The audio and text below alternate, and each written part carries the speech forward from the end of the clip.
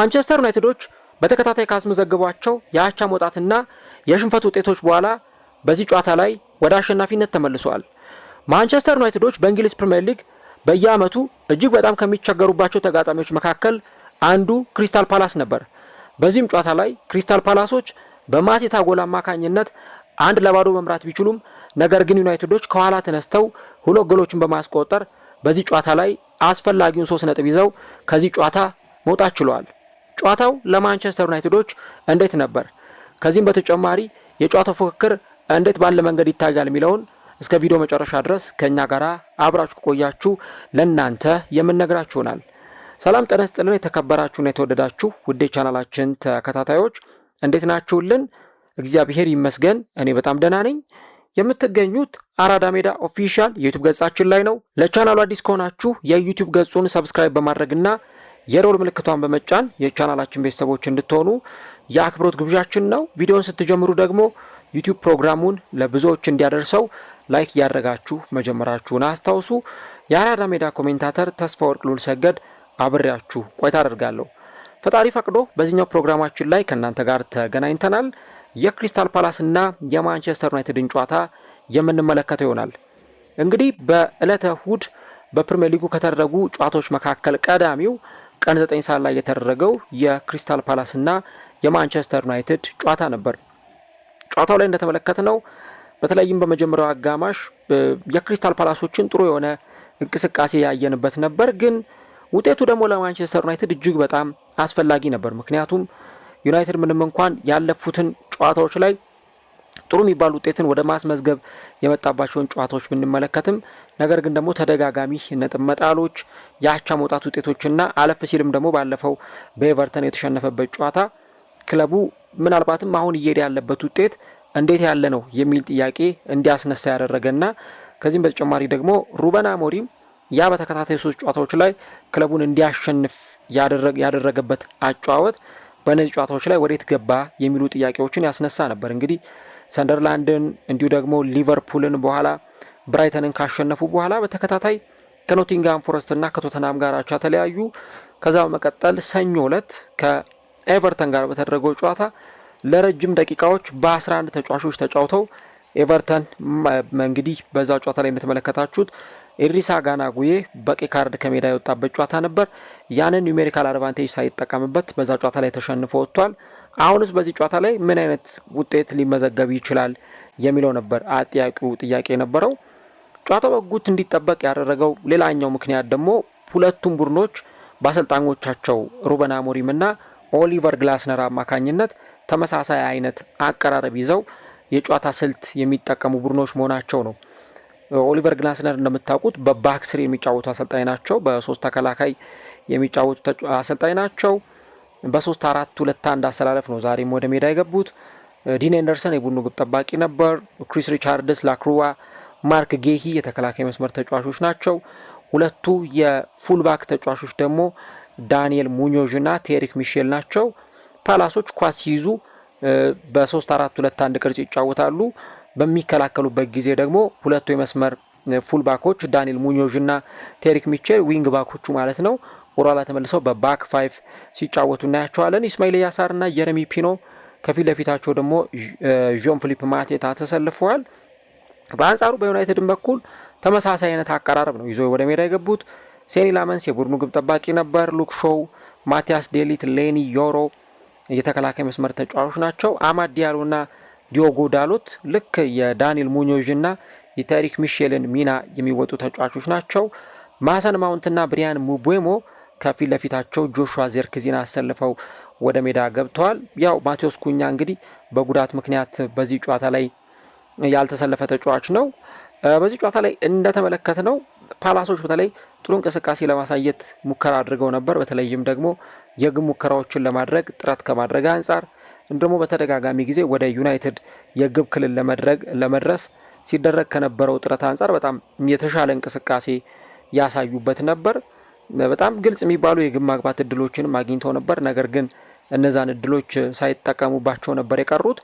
በኋላ ላይ ይሄ በተለይም ወደ ጎል የሚደርሱበት ፍሪኩዌንሲው በመደጋገሙ ምክንያት ፍሬያማ የሆነ ውጤት አግኝተው ዦን ፊሊፕ ማቴታ ላይ ሌኒ ዮሮ በሰራው ጥፋት ምክንያት የፍጹም ቅጣት ምት ነበረ የተሰጠው ለክሪስታል ፓላሶች። የፍጹም ቅጣት ምቱን እንግዲህ ጆን ፊሊፕ ማቴታ ወደ ጎልነት ቀይሮታል። እንደምታስታውሱት እንግዲህ እዚህ ጨዋታ ላይ የፍጹም ቅጣት ምቱ በድጋሚ እንዲመታ ተደርጎ ነበር። በተለይ ኳሱን ደብል ወይም ደግሞ 2 ጊዜ በመንካት ምክንያት ተብሎ የፍጹም ቅጣት ምቱን በድጋሚ እንዲመታ ነበር የተደረገው። አምና ካስታወሳችሁ በተለይም ደግሞ ከዛም በፊት በነበሩት ጊዜያት እንደዚህ አይነት አንዳንድ የሚነሱ ጥያቄዎች ነበሩ። ሪያል ማድሪድ ከአትሌቲኮ ደ ማድሪድ ጋር በተደረገው ጨዋታ ላይ ሁሊያን አልቫሬዝ እንደዚሁ ኳስ ነክቷል፣ 2 ጊዜ ነክቷል በሚል የተፈጠሩ ሁኔታዎች እንደነበሩም ጭምር ይታወሳልና ባለፈው አመት እንደዚሁ የተፈጠሩት የነበሩት ነገሮች ከዚህ ጋር በደንብ ተያይዘው የሚመጡ ነገሮች እንደሆኑ ማንሳት አስፈላጊ ነው። አትሌቲኮ ማድሪዶችም ጥያቄ ያቀረቡበት ጉዳይ ነበር። በተለይም ደግሞ ያንን የፍጹም ቅጣት ምት በተመለከተ እንዲያነሱት ጥያቄ ነበር ከሁሊያን አልቫሬዝ ጉዳይ ጋር ተያይዞና እዚህ ጨዋታ ላይም ደግሞ ብዙ ነገር ለተመለከተው ሰው እንግዲህ የፍጹም ቅጣት ምቱ 2 ጊዜ ነው በእግር የተነካው በሚል በድጋሚ እንዲመታ ነበር የተደረገው። ጆን ፊሊፕ ማቴታም ያችን የፍጹም ቅጣት ምት ወደ ጎልነት በድጋሚ ቀይሯት ጨዋታውን 1-0 እየመሩ ለእረፍት ወደ መልበሻ ክፍል አምርተዋል። ከእረፍት መልስ በጣም ዩናይትዶች ተጭነው ለመጫወት ሲሞክሩ ነበር። በተለይም ደግሞ በመሀል ሜዳው ላይ በደንብ ዶሚኔት በማድረግ መሀል ሜዳውን በመቆጣጠር ከዛ በኋላ ግን በተሻላቸው አማራጭ ደግሞ የክሪስታል ፓላስን የመከላከል አጥር ሰብረው ለመግባት ነበረ ሙከራ ሲያደርጉ የነበረው። ያም እንግዲህ ተሳክቶላቸዋል ማለት ይቻላል። ብሩኖ ፈርናንዴዥ ያሻማውን ኳስ በጣም በሚገርም ሁኔታ ኳሱን በደረት አብርዶ ጆሹዋ ዜርክዚ ወደ ግብነት ቀይሮታል። እንግዲህ ከረጅም ጊዜ በኋላ ነው ጆሹዋ ዜርክዚ በዚህ ጨዋታ ላይ ጎል ሲያስቆጥር። ከዛ ደግሞ የቅጣት ምት ኳስ ተገኝቶ ነበር። ያንን የቅጣት ምት ኳስ ብሩኖ ፈርናንዴዥ በድጋሚ ኳሷን አሲስት አድርጎለት እንደዚሁ ማሰን ማውንት ኳሷን ወደ ግብነት ቀይሯት ማንቸስተር ዩናይትድ ጨዋታውን 2-1 ማሸነፍ ችሏል። በጨዋታው ላይ ሁለቱም ቡድኖች የነበራቸው እንቅስቃሴ ተመሳሳይ ነበር። ለምሳሌ ሁለቱም 14 ሙከራዎችን ሞክረዋል። ዩናይትድ 6 ኢላማውን የጠበቀ ሙከራ አድርጎ ነበር። ክሪስታል ፓላስ ደግሞ 3 ኢላማቸውን የጠበቁ ሙከራዎችን አድርጓል። በኤክስፔክትድ ጎል ክሪስታል ፓላስ የተሻለ ቡድን ነው። 1.97 ኦልሞስት ወደ 2 የሚጠጋ ኤክስፔክትድ ጎል ነበረው። ዩናይትድ 1.25 ኤክስጂ ነው ያስመዘገበው። ክሪስታል ፓላሶች 43 በመቶ ኳስ ተቆጣጥረው ነበር። እንዲሁ ደግሞ ማንቸስተር ዩናይትዶች 57 በመቶ የሚሆነውን ኳስ በደንብ የተቆጣጠሩበትን አጋጣሚ ተመልክተናል። ግን በጎል ማስቆጠር ረገድ ደግሞ በተለይም ኮንቨርዥን ሬታቸው በጣም የተሻለ ስለነበረ የሚያገኟቸውን እድሎች ወደ ጎልነት ከመቀየር አንጻር ያንን የተሻለ አጋጣሚም ጭምር አግኝተውታል። በሁለተኛው አጋማሽ ላይ የማውንትን ጎልም ስንመለከት ከ20 ያርድ ርቀት ላይ ነው እንግዲህ ያችን ኳስ አክርሮ በመምታት ወደ ጎልነት የቀየረው። የዩናይትድ የቆሙ ኳሶች አጠቃቀም አሁን ከጊዜ ወደ ጊዜ እየተሻሻለ እየመጣ ይገኛል። ከዚህ በፊት ከማንቸስተር ዩናይትድ ጋር የሚነሳ የነበረው አንድ ጥያቄ የቆመ ኳስን መከላከልና የቆመ ኳስን ደግሞ ወደ ግብነት የመቀየር ችግር በዩናይትድ በኩል አለ የሚሉ በርካታ ጥያቄዎች ይነሱ ነበር። ነገር ግን ደግሞ ከሁለተኛው አጋማሽ በኋላ ማንቸስተር ዩናይትዶች በኦፕን ፕሌይ ወይም ደግሞ በክፍት ጨዋታ ለመፍጠር የተቸገሩትን የጎል እድል በእነዚህ የቆሙ ኳሶች በመፍጠር አስፈላጊውን የሆነ ጎል ማግኘት ችለዋል። የመጀመሪያው ጎል በጆሹዋ ዜርክዚ ሲቆጠር ልዩነት ፈጣሪ የነበረው የብሩኖ ፈርናንዴዥ የቅጣት ምት ኳስ ነበረ። ኳሷ በአስገራሚ ሁኔታ ነበረ በብሩኖ ፈርናንዴዥ የተሻማችው። ጆሹዋ ዜርክዚም ኳሱን በደረቱ ካበረደ በኋላ በጣም በጥሩ ኮንትሮሊንግ ያውም ግብ ጠባቂው ባጠበበበት አንግል ነው ኳሷን እጅግ በጣም በሚያስገርም ሁኔታ ማስቆጠር የቻለው። በጣም ብዙ ትችቶች ሲቀርቡበት የነበረም ተጫዋች ነው ጆሹዋ ዜርክዚ። ኢቭን በዚህኛው የዝውውር መስኮት ከብዙ የጣሊያን ክለቦች ጋር ስሙ ተያይዞ ሲነሳ ቆይቷል። ከነ ሮማ ጋር ተጫዋቹ ከዚህ ክለብም ለቆ ሊወጣ እንደሚችል፣ ምክንያቱም በዚህ ክለብ የመጫወት እድል እያገኘ አይደለም፣ መሰለፍ ደግሞ ይፈልጋል በዓለም ዋንጫ ላይ ከኔዘርላንድ ብሔራዊ ቡድን ጋር አብሮ ወደ ዓለም ዋንጫው መጓዝ ይፈልጋል። በዚህም ምክንያት ከዚህ ክለብ ለቆ ይወጣል የሚሉ መረጃዎች ነበሩ ሲወጡ የነበሩት። አሁን ግን የቤንያሚን ሼሽኮ መጎዳት በቃ አሰልጣኙ ሩበን አሞሪምም ቢፈልግም ባይፈልግም ያለው ብቸኛ አማራጭ ይሄ በመሆኑ ምክንያት እንግዲህ ይህንን ተጫዋች ወደ ሜዳ እንዲያስገባና ድል እንዲሰጠው አድርጎታል ማለት ነው።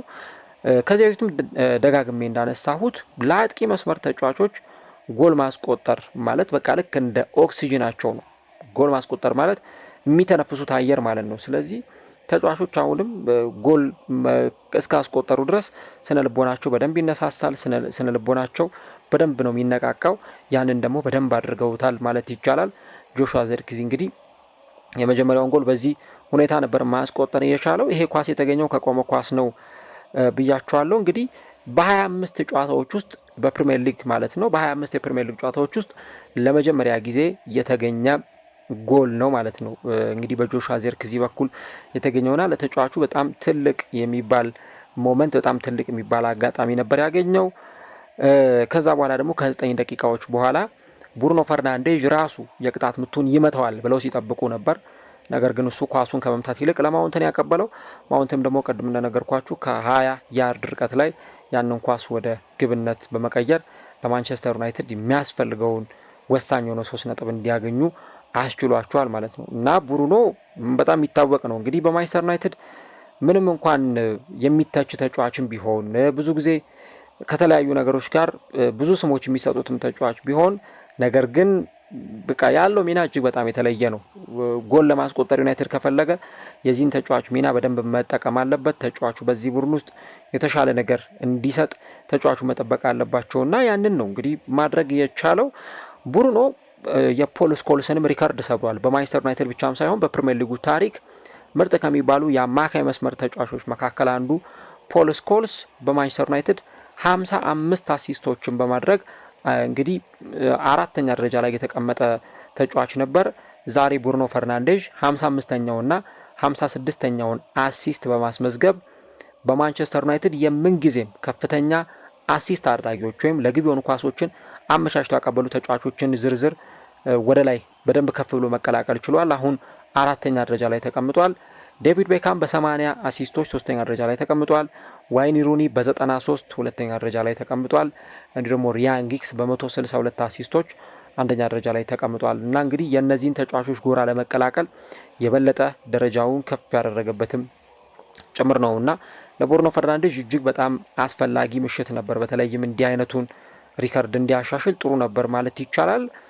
ሌላው እዚህ ጨዋታ ላይ የምናነሳው ካዜሜሮ ነው። ካዜሜሮ እንግዲህ ኤሪክ ቴን ሃግ በነበሩበት ጊዜ 4-0 በሆነ ውጤት እዚህ ሜዳ ላይ በተሸነፉበት ጨዋታ ላይ የቀድሞ የሊቨርፑል ተጫዋችና አሁን በተንታኝነት እየሰራ የሚገኘው ጄሚ ካራገር በቃ እግር ኳስ ማቆም አለበት፣ ይሄ ተጫዋች ከእግር ኳስ መለያየት አለበት የሚል ሀሳብ ነበር ሲሰጥ የነበረው እና ካዜሜሮ ደግሞ በምርጥ ፐርፎርማንስ እንደገና ተመልሶ በመምጣት የተቾቹን አፍ ዝም ያስባለበት ጨዋታ ነበር ማለት ይቻላል። ሴልኸርስት ፓርክ ላይ በጣም ጥሩ ምሽትን ጥሩ ዕለትን ነው ማሳለፍ የቻለው። እንግዲህ ከግንቦት 2024 በኋላ 56 ጊዜ ለማንቸስተር ዩናይትድ ተሰልፎ መጫወት የቻለ ተጫዋች ነው። ለሩበን አሞሪም እጅግ በጣም ወሳኝና አስፈላጊ የሚባል ተጫዋች መሆኑን በየጨዋታዎቹ ላይ እያሳየ እንደሚገኝ በተደጋጋሚ ጊዜ ፕሩፍ እያደረግን ወይም ማረጋገጫ እያገኘንም እንገኛለን። ምክንያቱም አሁን ለቦታው እንደነ ማኑኤል ኡጋርቴ ያሉ በጣም ወጣት የሆኑ ተጫዋቾች ገና ያልተነካ ጉልበት ያላቸው ተጫዋቾች ቢገኙም ነገር ግን ሩበን አሞሪም በቋሚነት ማጫወት እየመረጠ የሚገኘው ካዜሜሮን ነው። ካዜሜሮ ምናልባት በፊት እንደነበረው በጣም በኢነርጂ 90 ደቂቃ ሙሉ ሜዳ እያካለለ ላይጫወት ይችላል። ሙሉ ኢነርጂ ላይኖረው ይችላል። ያው የእድሜ መግፋት ሌሎች ነገሮች ፋክተር ናቸው። ግን እነዛን ነገሮች በሙሉ እንደው ለማድረግ እንኳን የአቅም ውስንነት ቢኖር ምክንያቱም እድሜው አሁን 33 ደርሷል። ግን ደግሞ እንደዛም ቢሆን አስፈላጊ የሆኑ ጨዋታዎች ላይ ሚናው እጅግ በጣም ከፍተኛ መሆኑን እንረዳለን እና ይሄ ተጫዋች እጅግ በጣም ጥሩ እንቅስቃሴን ያሳየበት ጨዋታ ነበር ሊባል ይችላል። ከዚህ በተጨማሪ ደግሞ መሀል ሜዳውን ኮንትሮል ያደረገበት መሀል ሜዳውን የተቆጣጠረበት ሁኔታ እጅግ በጣም ልዩ ነበር። ያው ከብሩኖ ፈርናንዴዝ ጋር እንዲጣመሩና በተለይ ደግሞ የተከላካይ መስመር ተጫዋቾቹን እንዲያግዝ ነው ለዚህ ተጫዋች ከፍተኛው ኃላፊነት የሚሰጠው። ያንን ነገር ደግሞ በደንብ ሲያደርገው እንመለከታለን። ያንን ስንል ያው አይሳሳትም ወይ ደግሞ ስህተቶችን አይሰራም ማለት አይደለም። በዚህም ጨዋታ ላይም ወይም በሌሎችም ጨዋታዎችም ላይ ቢሆን አንዳንድ የሆኑ ስህተቶችን ሲሳሳት ልንመለከት እንችላለን። ያን ግን ቅድም እንዳነሳሁት ደግሞ ከእድሜ መግፋት ጋር ደግሞ ተያይዘው የሚመጡ ነገሮች እንደሆኑ መናገር ይቻላል። ግን አሁንም ለሩበን አሞሪም እጅግ በጣም ወሳኝ ሚና እየተወጣ የሚገኝ ተጫዋች መሆኑን ማንሳት ያስፈልጋል ማለት ነው። መጨረሻ ላይ የምናነሳው የሌኒ ዮሮን ጉዳይ ነው። እንግዲህ ሌኒ ዮሮ በአንዳንድ ጨዋታዎች ላይ ያለው ነገር የሆነ ፐርፎርማንሱ ወጣ ገባ አይነት ይሆናል። አንዳንድ ጨዋታዎች ላይ በጣም ጥሩ ፐርፎርማንስ ያሳያል፣ አንዳንድ ጨዋታዎች ላይ ደግሞ ደከም ያሉ እንቅስቃሴዎችን የሚያሳይበት ነው። ባለፈው እንግዲህ ለምሳሌ ኬርናን ዱዌስበሪ ሆል ከኤቨርተን ጋር በተደረገው የሰኞ ዕለት ጨዋታ ላይ ያንን ጎል ሲያስቆጥር በደንብ ባላንስ አድርጎ ተጫዋቹን ማርክ ማድረግ አልቻለም ነበር። ያ ደግሞ በተጫዋቹ ላይ በደንብ ጥያቄ የሚያስነሳ ጉዳይ ሆኖ ነበር። ከዚህ በተጨማሪ ደግሞ በዛሬውም ጨዋታ ላይ እንደተመለከትነው እና አዳም ዋርተን መሀል ሜዳ ላይ የነበራቸው ሚና እጅግ በጣም ልዩ ሆኖ ተመልክተነዋል። ከዛ ግን ደግሞ ሌኒ ዮሮ የፍጹም ቅጣት ምቷም ስትገኝ ምናልባት እንደው በጣም ይሄ ሪስኩን ተዳፍሮ የወሰደበትና ከዛ በኋላ ቢያንስ ያንን ኳስ ለመከላከል ሌሎች አማራጮችን ወይም ሌሎች ኦፕሽኖችን መውሰድ ይችል ነበር። እሱ ግን ያንን ጥፋት ነው የሰራውና ምንም እንኳን በመጀመሪያው የጨዋታው ደቂቃዎች ላይ የጀረሚ ፒኖን ኳስ ብሎክ ማድረግ የቻለበትን አጋጣሚ ተመልክተናል። ነገር ግን ደግሞ የማቴታ እያንዳንዱ እንቅስቃሴዎችን ኮንትሮል ለማድረግ ተቸግሮ ነበርና አሁን በእርግጥ ሊዛንድሮ ማርቲኔዝ ወደ ሜዳ ተመልሷል። ከረጅም ጊዜ በኋላ እንግዲህ ተጫዋቹ ወደ ሜዳ የተመለሰበትን አጋጣሚ ነው የተመለከትነው። ይሄ ለዩናይትድ ደጋፊዎች ጥሩ ዜና ነው። ምክንያቱም ለረጅም ጊዜ በተከላካይ መስመር ላይ ወደ ሜዳ እንዲመጣ እንዲሰለፍ የሚፈልጉት ተጫዋች ነበር፣ ግን ያንን ተጫዋች አላገኙትም። ሊዛንድሮ ማርቲኔዝም በባለፈው ዓመት የካቲት ወር ላይ ነበር የተጎዳው። ሉክሾውን ቀይሮ በ82ኛው ደቂቃ ላይ ወደ ሜዳ ገብቷል። እናም ደግሞ ወደ ሜዳ ከገባ በኋላ ከዚህ በኋላ ለሚቀጥሉት ጨዋታዎች በደንብ ለዩናይትድ በቋሚነት ሊሰለፍ እንደሚችልም ለዩናይትድ ደጋፊዎች ተስፋ የሰጠበት ነበር። ዩናይትድ አማራጭ አለው በተከላካይ መስመር ላይ እነ ማቲያስ ዴሊት፣ ራሱ ሌኒ ዮሮ፣ ሊዛንድሮ ማርቲኔዝ የመሳሰሉት ተጫዋቾች እንደ አማራጭ መቅረብ ይችላሉ። ግን ደግሞ የፐርፎርማንስ ጉዳይ አሁንም ጥያቄ ማስነሳቱ አይቀርም። በተለይ ደግሞ ተጫዋቾች ምን አይነት ፐርፎርማንሶችን ሊያሳዩ ይችላሉ ከእንደዚህ አይነት በጣም ብዙ ፊዚካል ባትል ከሚፈልጉ ጨዋታዎች አንጻር የተጫዋቾችንም ማይንድ የሚፈልጉ ነገሮች ናቸውና ያ በጣም አስፈላጊ ነገር ነው። አሁን ደግሞ በአፍሪካ ዋንጫው ምክንያት ኑሴር ማዝራዊም ወደ ሀገሩ ብሔራዊ ቡድን ስለሚያቀና ወደ አፍሪካ ዋንጫው ስለሚያቀና የበለጠ እድል ከሚያገኙ ተጫዋቾች መካከል አንዱ ነው። እንደዛም ሆነው ግን ለእያንዳንዱ ጨዋታ ላይ አሰልጣኙ የሚመርጧቸው አማራጮች ቫራይቲ ያላቸው ናቸው። ለምሳሌ የሆነ ጨዋታ ላይ ዴሊት ከገባ ወይ የሆነ ጨዋታ ላይ ማጓየር ከገባ ከዛ ደግሞ ሌኒ ዮሮ፣ ሊዛንድሮ ማርቲኔዝ የሆኑ አይነት እድሎችን ሊሰጡ ይችላሉ እና በማፈራረቅ ማጫወታቸው የሚቀር አይነት አይደለም። አሰልጣኝ ሩበን አሞሪም እንግዲህ ከጨዋታው መጠናቀቅ በኋላ በመጀመሪያው አጋማሽ የመጨረሻዎቹ 10 ደቂቃዎች ላይ በተለይም ደግሞ የኛ ተጋጣሚ ቡድን ክሪስታል ፓላስ በጣም ስትራግል ሲያደርግ እንደነበረ እና ያንን ሁኔታ ሲፈጠር እንደነበር አይተናል። በሁለተኛውም አጋማሽ የሆነው ይሄው ጉዳይ ነው። ከዛ በተጨማሪ ግን አንዳንድ ነገሮችን መቀየር እንደሚገባን ይሰማኝ ነበር ብሎ ነው አሰልጣኙ ሩበን አሞሪም የተናገረው። ከዛ በተጨማሪ አንዳንድ ነገሮችን ለመቀየር በዚህ ጨዋታ ላይ ሞክረናል። ነገር ግን ደግሞ በቃ ኢንቴንሲቲው የነበረን የጨዋታ ፍላጎት የነበረን ግለት እና ደግሞ አንድ ላይ የተዋርንበት ኮኔክት ያደረግንበት መንገድ እጅግ በጣም የሚያስገርም እና የተለየ ነበር። በተለይ ጆሹዋ ዜርክዚ ከጊዜ ወደ ጊዜ መሻሻል በደንብ እያሳየ መሆኑ በጨዋታው ሂደቱ ላይ በደንብ መሻሻል እያሳየ መሆኑን የተመለከትንበት ነው ብለው እንግዲህ አሰልጣኙ የነና ሀሳባቸውን ሰጥተዋል።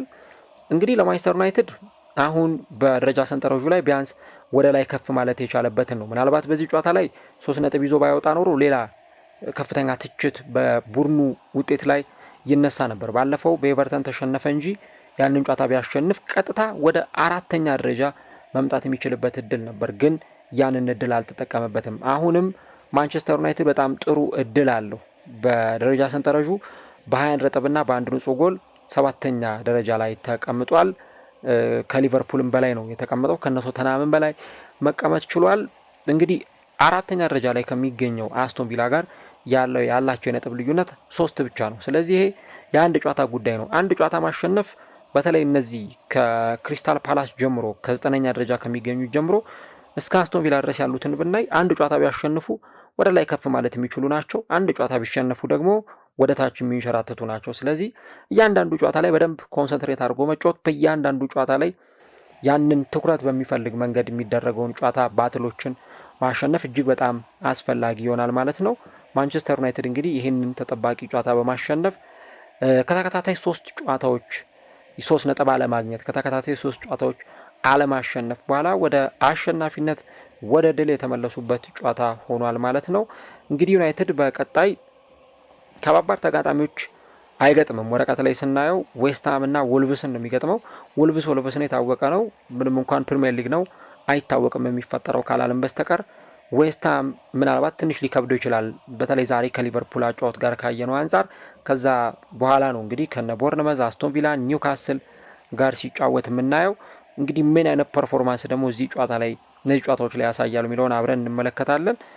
ማንቸስተር ዩናይትድ እንግዲህ በቀጣይ ሳምንት ሐሙስ ዕለት ነው ሲጫወት የምናየው እና በሳምንት አንድ ቀን ነው የሚጫወቱት። ቻምፒየንስ ሊግ ለመግባት ከሌሎቹም ክለቦች የተሻለ እድል አላቸው። በደንብ ረፍት እያደረጉ ለመጫወት ያንን እድል እንግዲህ እንዴት ይጠቀሙበታል የሚለውን አብረን እናያለን። እናንተስ ጨዋታውን እንዴት ተመለከታችሁ? ጨዋታው እንዴት ነበር? ሀሳቦቻችሁን ልታጋሩን ትችላላችሁ። በኋላ ላይ ደግሞ ፈጣሪ ቢፈቅድ በቼልሲና በአርሰናል ጨዋታ ትንታኔ እንገናኛለን። ነገ ደግሞ የሊቨርፑልና የዌስትሃምን ጨዋታ ትንታኔ ይዘን የምንቀርብ ነው የሚሆነው። ቻናሉን ሰብስክራይብ ካላደረጋችሁ ሰብስክራይብ በማድረግና የደወል ምልክቷን በመጫን ቤተሰብ ሁኑ። እግዚአብሔር ቢፈቅድ እንግዲህ አሁን 25,000 ቤተሰቦችን ለማፍራት የተጠጋን ነው። ወደ 30,000 እንደ አምላክ ፈቃድ እንቀጥላለን። እናንተም ደግሞ ቻናሉን ሰብስክራይብ እያደረጋችሁና የደወል ምልክቷን በመጫን ቤተሰብ መሆናችሁን አትርሱ። ኮሜንት ላይ የገባችሁ ደግሞ ሀሳቦቻችሁን ልጽፉልን ትችላላችሁ።